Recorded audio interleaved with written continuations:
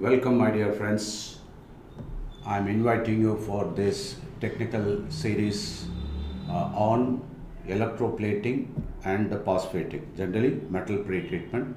So here I have given the scope, that is I'll be discussing about the electroplating aspect as well as the phosphating aspect.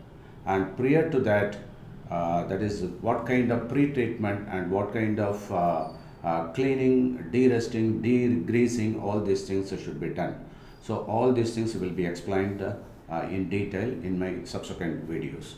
So if there is any doubt, you can very well ask me in the that is Telegram itself privately, so that I'll be able to respond it.